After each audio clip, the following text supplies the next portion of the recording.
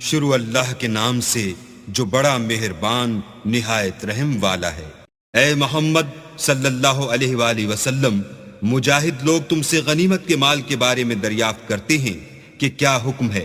کہہ دو کہ غنیمت اللہ اور اس کے رسول کا مال ہے، تو اللہ سے ڈرو اور آپس میں صلح رکھو، اور اگر ایمان رکھتے ہو تو اللہ اور اس کے رسول کے حکم پر چلو۔ مومن تو وہ ہیں کہ جب اللہ کا ذکر کیا جاتا ہے تو ان کے دل ڈر جاتے ہیں، اور جب انہیں اس کی آیتیں پڑھ کر سنائی جاتی ہیں تو ان کا ایمان اور بڑھ جاتا ہے،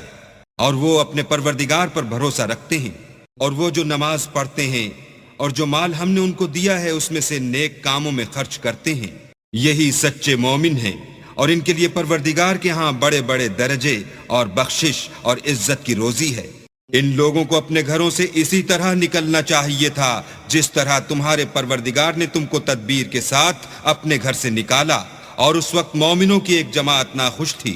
وہ لوگ حق بات میں اس کے ظاہر ہوئے پیچھے تم سے جھگڑنے لگے، گویا موت کی طرف دھکیلے جاتے ہیں اور اسے دیکھ رہے ہیں۔ اور اس وقت کو یاد کرو جب اللہ تم سے وعدہ کرتا تھا کہ ابو سفیان اور ابو جہل کے دو گروہوں میں سے ایک گروہ تمہارا مسخر ہو جائے گا، اور تم چاہتے تھے کہ جو قافلہ بے شان و شوکت یعنی بے ہتھیار ہے وہ تمہارے ہاتھ آ جائے، اور اللہ چاہتا تھا کہ اپنے فرمان سے حق کو قائم رکھے اور کافروں کی جڑ کاٹ کر پھینک دے،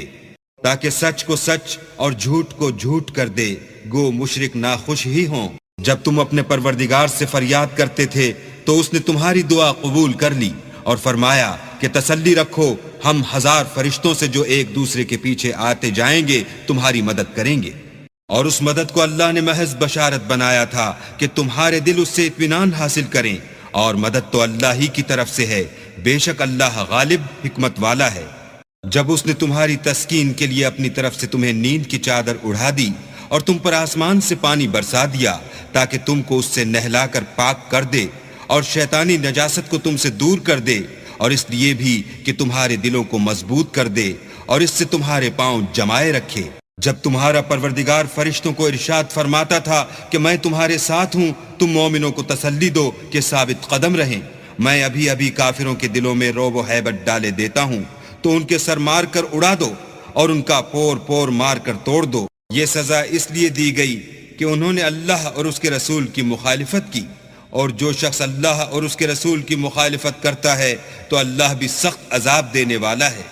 یہ مزہ تو یہاں چکھو، اور یہ جانے رہو کہ کافروں کے لیے آخرت میں دوزخ کا عذاب بھی تیار ہے۔ اے اہل ایمان، جب میدان جنگ میں کفار سے تمہارا مقابلہ ہو تو ان سے پیٹھ نہ پھیرنا،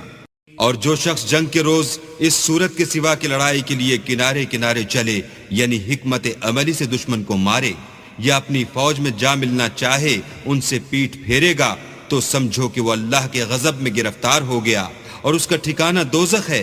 اور وہ بہت ہی بری جگہ ہے۔ تم لوگوں نے ان کفار کو قتل نہیں کیا بلکہ اللہ نے انہیں قتل کیا، اور اے محمد صلی اللہ علیہ وآلہ وسلم، جس وقت تم نے کنکریاں پھینکی تھیں تو وہ تم نے نہیں پھینکی تھیں بلکہ اللہ نے پھینکی تھیں، اس سے یہ غرض تھی کہ مومنوں کو اپنے احسانوں سے اچھی طرح آزما لے، بے شک اللہ سنتا جانتا ہے۔ بات یہ ہے، کچھ شک نہیں کہ اللہ کافروں کی تدبیر کو کمزور کر دینے والا ہے۔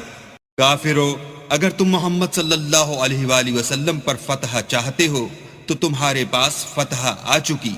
دیکھو، اگر تم اپنے افعال سے باز آ جاؤ تو تمہارے حق میں بہتر ہے، اور اگر پھر نافرمانی کرو گے تو ہم بھی پھر تمہیں عذاب کریں گے، اور تمہاری جماعت خواہ کتنی ہی کثیر ہو تمہارے کچھ بھی کام نہ آئے گی، اور اللہ تو مومنوں کے ساتھ ہے۔ اے ایمان والو، اللہ اور اس کے رسول کے حکم پر چلو اور اس سے روگردانی نہ کرو، اور تم سنتے ہو، اور ان لوگوں جیسے نہ ہونا جو کہتے ہیں کہ ہم نے حکم خدا سن لیا مگر حقیقت میں نہیں سنتے۔ کچھ شک نہیں کہ اللہ کے نزدیک تمام جانداروں سے بدتر بہرے گونگے ہیں جو کچھ نہیں سمجھتے، اور اگر اللہ ان میں نیکی کا مادہ دیکھتا تو ان کو سننے کی توفیق بخشتا، اور اگر بغیر صلاحیت ہدایت کے سماعت دیتا تو وہ منہ پھیر کر بھاگ جاتے۔ مومنو، اللہ اور اس کے رسول کا حکم قبول کرو، جبکہ رسول خدا تمہیں ایسے کام کے لیے بلاتے ہیں جو تم کو زندگی جاوداں بخشتا ہے، اور جان رکھو کہ اللہ آدمی اور اس کے دل کے درمیان حائل ہو جاتا ہے، اور یہ بھی کہ تم سب اس کے روبرو جمع کیے جاؤ گے۔ اور اس فتنے سے ڈرو جو خصوصیت کے ساتھ انہی لوگوں پر واقع نہ ہوگا جو تم میں گناہ گار ہیں، اور جان رکھو کہ اللہ سخت عذاب دینے والا ہے۔ اور اس وقت کو یاد کرو جب تم زمین مکہ میں قلیل اور ضعیف سمجھے جاتے تھے اور ڈرتے رہتے تھے کہ لوگ تمہیں اڑا نہ لے جائیں،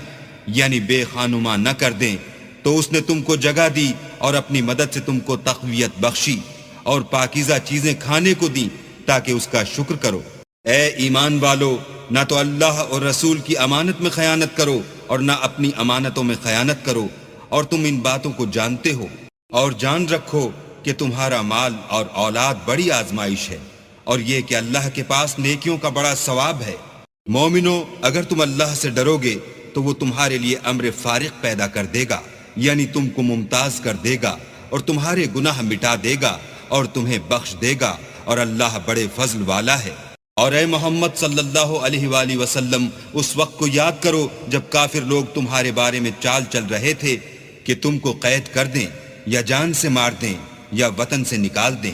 تو ادھر تو وہ چال چل رہے تھے اور ادھر اللہ چال چل رہا تھا، اور اللہ سب سے بہتر چال چلنے والا ہے۔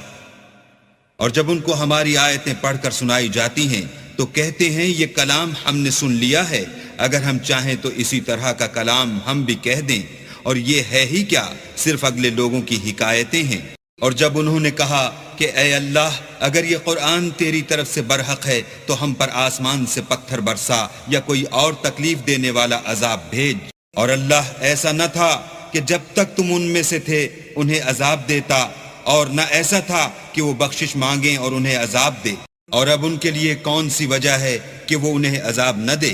جبکہ وہ مسجد محترم میں نماز پڑھنے سے روکتے ہیں، اور وہ اس مسجد کے متولی بھی نہیں ہیں، اس کے متولی تو صرف پرہیزگار ہیں لیکن ان میں کے اکثر نہیں جانتے۔ اور ان لوگوں کی نماز خانہ کعبہ کے پاس سیٹیاں اور تالیاں بجانے کے سوا کچھ نہ تھی، تو تم جو کفر کرتے تھے اب اس کے بدلے عذاب کا مزہ چکھو۔ جو لوگ کافر ہیں اپنا مال خرچ کرتے ہیں کہ لوگوں کو اللہ کے رستے سے روکیں، سو ابھی اور خرچ کریں گے،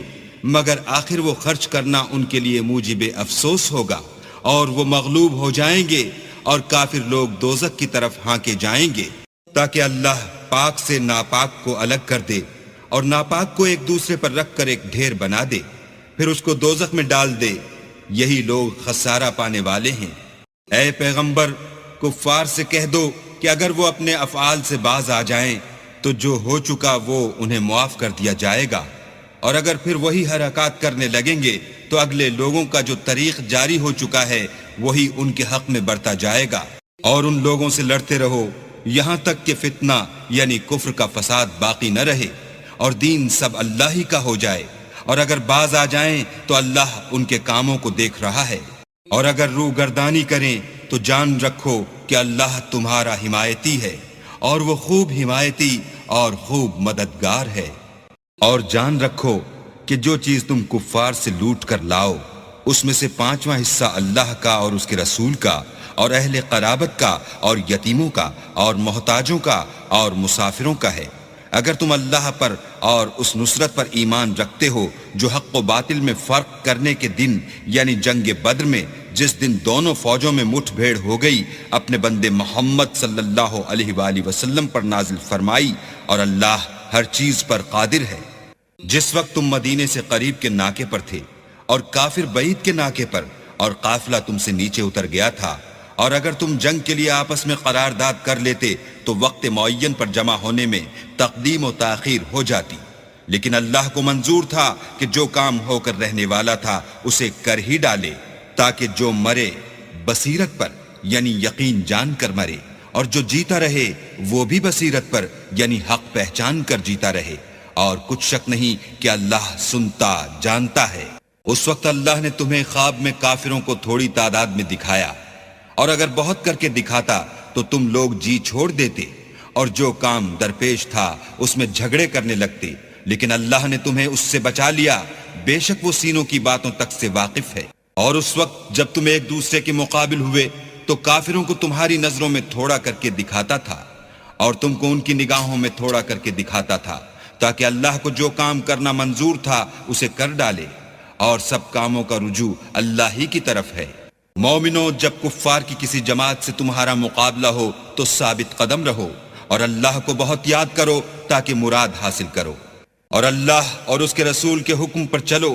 اور آپس میں جھگڑا نہ کرنا کہ ایسا کرو گے تو تم بزدل ہو جاؤ گے اور تمہارا اقبال جاتا رہے گا، اور صبر سے کام لو کہ اللہ صبر کرنے والوں کا مددگار ہے۔ اور ان لوگوں جیسے نہ ہونا جو اتراتے ہوئے یعنی حق کا مقابلہ کرنے کے لیے اور لوگوں کو دکھانے کے لیے گھروں سے نکل آئے اور لوگوں کو اللہ کی راہ سے روکتے ہیں، اور جو اعمال یہ کرتے ہیں اللہ ان پر احاطہ کیے ہوئے ہے۔ اور جب شیطانوں نے ان کے اعمال ان کو آراستہ کر دکھائے اور کہا کہ آج کے دن لوگوں میں کوئی تم پر غالب نہ ہوگا اور میں تمہارا رفیق ہوں، لیکن جب دونوں فوجیں ایک دوسرے کے مقابل صف آرا ہوئیں تو پسپا ہو کر چل دیا اور کہنے لگا کہ مجھے تم سے کوئی واسطہ نہیں، میں تو ایسی چیزیں دیکھ رہا ہوں جو تم نہیں دیکھ سکتے، مجھے تو اللہ سے ڈر لگتا ہے اور اللہ سخت عذاب کرنے والا ہے۔ اس وقت منافق اور کافر جن کے دلوں میں مرض تھا کہتے تھے کہ ان لوگوں کو ان کے دین نے مغرور کر رکھا ہے، اور جو شخص اللہ پر بھروسہ رکھتا ہے تو اللہ غالب حکمت والا ہے۔ اور کاش تم اس وقت کی کیفیت دیکھو جب فرشتے کافروں کی جانیں نکالتے ہیں، ان کے منہوں اور پیٹھوں پر کوڑے اور ہتھوڑے وغیرہ مارتے ہیں اور کہتے ہیں کہ اب عذاب آتش کا مزہ چکھو۔ یہ ان اعمال کی سزا ہے جو تمہارے ہاتھوں نے آگے بھیجے ہیں، اور یہ جان رکھو کہ اللہ بندوں پر ظلم نہیں کرتا۔ جیسا حال فرعونیوں اور ان سے پہلے لوگوں کا ہوا تھا ویسا ہی ان کا ہوا کہ انہوں نے اللہ کی آیتوں سے کفر کیا تو اللہ نے ان کے گناہوں کی سزا میں ان کو پکڑ لیا۔ بے شک اللہ زبردست اور سخت عذاب دینے والا ہے۔ یہ اس لیے کہ جو نعمت اللہ کسی قوم کو دیا کرتا ہے جب تک وہ خود اپنے دلوں کی حالت نہ بدل ڈالیں اللہ اسے نہیں بدلا کرتا، اور اس لیے کہ اللہ سنتا جانتا ہے۔ جیسا حال فرعونیوں اور ان سے پہلے لوگوں کا ہوا تھا ویسا ہی ان کا ہوا، انہوں نے اپنے پروردگار کی آیتوں کو جھٹلایا تو ہم نے ان کو ان کے گناہوں کے سبب ہلاک کر ڈالا اور فرعونیوں کو ڈبو دیا، اور وہ سب ظالم تھے۔ جانداروں میں سب سے بدتر اللہ کے نزدیک وہ لوگ ہیں جو کافر ہیں، سو وہ ایمان نہیں لاتے۔ جن لوگوں سے تم نے صلح کا عہد کیا ہے پھر وہ ہر بار اپنے عہد کو توڑ ڈالتے ہیں اور اللہ سے نہیں ڈرتے۔ اگر تم ان کو لڑائی میں پاؤ تو انہیں ایسی سزا دو کہ جو لوگ ان کے پسے پوشت ہوں وہ ان کو دیکھ کر بھاگ جائیں، عجب نہیں کہ ان کو اس سے عبرت ہو۔ اور اگر تم کو کسی قوم سے دغا بازی کا خوف ہو تو ان کا عہد انہی کی طرف پھینک دو اور برابر کا جواب دو، کچھ شک نہیں کہ اللہ دغا بازوں کو دوست نہیں رکھتا۔ اور کافر یہ نہ خیال کریں کہ وہ بھاگ نکلے ہیں، وہ اپنی چالوں سے ہم کو ہرگز عاجز نہیں کر سکتے۔ اور جہاں تک ہو سکے فوج کی جمعیت کے زور سے اور گھوڑوں کے تیار رکھنے سے ان کے مقابلے کے لیے مستعد رہو کہ اس سے اللہ کے دشمنوں اور تمہارے دشمنوں اور ان کے سوا اور لوگوں پر جن کو تم نہیں جانتے اور اللہ جانتا ہے ہیبت بیٹھی رہے گی، اور تم جو کچھ راہ اللہ میں خرچ کرو گے اس کا ثواب تم کو پورا پورا دیا جائے گا اور تمہارا ذرا نقصان نہ کیا جائے گا۔ اور اگر یہ لوگ صلح کی طرف مائل ہوں تو تم بھی اس کی طرف مائل ہو جاؤ اور اللہ پر بھروسہ رکھو، کچھ شک نہیں کہ وہ سب کچھ سنتا اور جانتا ہے۔ اور اگر یہ چاہیں کہ تم کو فریب دیں تو اللہ تمہیں کفایت کرے گا، وہی تو ہے جس نے تم کو اپنی مدد سے اور مسلمانوں کی جمعیت سے تقویت بخشی اور ان کے دلوں میں الفت پیدا کر دی، اور اگر تم دنیا بھر کی دولت خرچ کرتے تب بھی ان کے دلوں میں الفت پیدا نہ کر سکتے، مگر اللہ ہی نے ان میں الفت ڈال دی، بے شک وہ زبردست اور حکمت والا ہے۔ اے نبی، اللہ تم کو اور مومنوں کو جو تمہارے پیرو ہیں کافی ہے۔ اے نبی، مسلمانوں کو جہاد کی ترغیب دو، اگر تم میں 20 آدمی ثابت قدم رہنے والے ہوں گے تو 200 کافروں پر غالب رہیں گے، اور اگر 100 ایسے ہوں گے تو 1000 پر غالب رہیں گے، اس لیے کہ کافر ایسے لوگ ہیں کہ کچھ بھی سمجھ نہیں رکھتے۔ اب اللہ نے تم پر سے بوجھ ہلکا کر دیا اور معلوم کر لیا کہ ابھی تم میں کسی قدر کمزوری ہے، بس اگر تم میں 100 ثابت قدم رہنے والے ہوں گے تو 200 پر غالب رہیں گے، اور اگر 1000 ہوں گے تو اللہ کے حکم سے 2000 پر غالب رہیں گے، اور اللہ ثابت قدم رہنے والوں کا مددگار ہے۔ پیغمبر کو شایع نہیں کہ اس کے قبضے میں قیدی رہیں جب تک کافروں کو قتل کر کے زمین میں کثرت سے خون نہ بہا دے۔ تم لوگ دنیا کے مال کے طالب ہو اور اللہ آخرت کی بھلائی چاہتا ہے، اور اللہ غالب حکمت والا ہے۔ اگر اللہ کا حکم پہلے نہ ہو چکا ہوتا تو جو فدیہ تم نے لیا ہے اس کے بدلے تم پر بڑا عذاب نازل ہوتا۔ جو مال غنیمت تمہیں ملا ہے اسے کھاؤ کہ وہ تمہارے لیے حلال طیب ہے، اور اللہ سے ڈرتے رہو، بے شک اللہ بخشنے والا مہربان ہے۔ اے پیغمبر، جو قیدی تمہارے ہاتھ میں گرفتار ہیں ان سے کہہ دو کہ اگر اللہ تمہارے دلوں میں نیکی معلوم کرے گا تو جو مال تم سے چھن گیا ہے اس سے بہتر تمہیں عنایت فرمائے گا اور تمہارے گناہ بھی معاف کر دے گا، اور اللہ بخشنے والا مہربان ہے۔ اور اگر یہ لوگ تم سے دغا کرنا چاہیں گے تو یہ پہلے ہی اللہ سے دغا کر چکے ہیں، تو اس نے ان کو تمہارے قبضے میں کر دیا، اور اللہ دانا حکمت والا ہے۔ جو لوگ ایمان لائے اور وطن سے ہجرت کر گئے اور اللہ کی راہ میں اپنے مال اور جان سے لڑے، وہ اور جنہوں نے ہجرت کرنے والوں کو جگہ دی اور ان کی مدد کی، وہ آپس میں ایک دوسرے کے رفیق ہیں۔ اور جو لوگ ایمان تو لے آئے لیکن ہجرت نہیں کی، تو جب تک وہ ہجرت نہ کریں تم کو ان کی رفاقت سے کچھ سروکار نہیں، اور اگر وہ تم سے دین کے معاملات میں مدد طلب کریں تو تم کو مدد کرنی لازم ہے، مگر ان لوگوں کے مقابلے میں کہ تم میں اور ان میں صلح کا عہد ہو مدد نہیں کرنی چاہیے، اور اللہ تمہارے سب کاموں کو دیکھ رہا ہے۔ اور جو لوگ کافر ہیں وہ بھی ایک دوسرے کے رفیق ہیں۔ تو مومنو، اگر تم یہ کام نہ کرو گے تو ملک میں فتنہ برپا ہو جائے گا اور بڑا فساد مچے گا۔ اور جو لوگ ایمان لائے اور وطن سے ہجرت کر گئے اور اللہ کی راہ میں لڑائیاں کرتے رہے، اور جنہوں نے ہجرت کرنے والوں کو جگہ دی اور ان کی مدد کی، یہی لوگ سچے مسلمان ہیں، ان کے لیے اللہ کے ہاں بخشش اور عزت کی روزی ہے۔ اور جو لوگ بعد میں ایمان لائے اور وطن سے ہجرت کر گئے اور تمہارے ساتھ ہو کر جہاد کرتے رہے، وہ بھی تمہی میں سے ہیں، اور رشتہ دار اللہ کے حکم کی روح سے ایک دوسرے کے زیادہ حقدار ہیں۔ کچھ شک نہیں کہ اللہ ہر چیز سے واقف ہے۔